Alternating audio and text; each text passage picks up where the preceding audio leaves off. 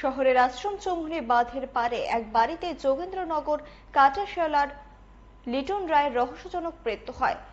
পম্পি ঘোষ নামে মহিলার ভাড়া বাড়িতে এই ঘটনা। পম্পি ঘোষের স্বামীর নাম নয়ন ঘোষ। এদিকে মৃত লিটন পালের স্ত্রী থাকেন কৈলাসহরে। তিনি আবার পেশায় আইনজীবী।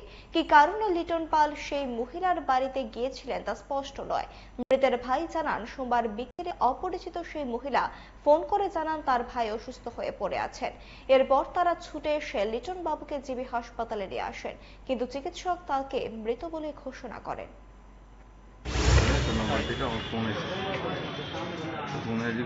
আপনি লিটনের ভাই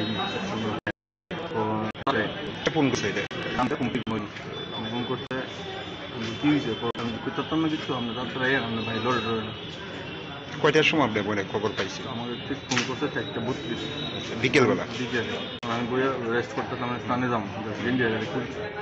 এর মধ্যে আমি কথাটা কইতে পারি আমি তো ইন্ডিয়া দিতে পারবো, আমার মিসেস তারা খাওয়াইতেছে, হাত দিয়েছে, আমিও যাবো, আমার লিয়ে যাবো। তো আমি আমার মিসেস লইয়া বাড়াইছি। আমি তো বাড়ি চিনি না কোন জায়গাতে রানিং অবস্থায় আমার মিসেসের কাছে ফোন করছি, কথা কইতে বলতে গেছি। তো গিয়ে সেটা দেখলাম দরজাটা লাগাই রাখছে মহিলা। আমি দরজা লাগাতে ঢুকছি, গিয়েছে দেখে বিছনাতে পড়ে রয়েছে। আমি যখন তারা ধরছে একদম মানে শরীর একদম পুরো ঠান্ডা হয়ে গেছে। আমি বললাম কি হয়েছে, আমি কিছু জানি না।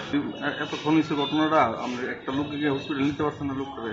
তখন আমি বেশি কিছু না করে আমি সামনে থেকে আমার লোকে আরেকজনকে ফোন করছিলাম, আমার একটা বন্ধু গেছে, তার লগে লগে একটা অটো এনে ছিল, আমি তার জীবিত আইছি। তো জীবিত আইসি ওটা ডাক্তার বুঝে যে করে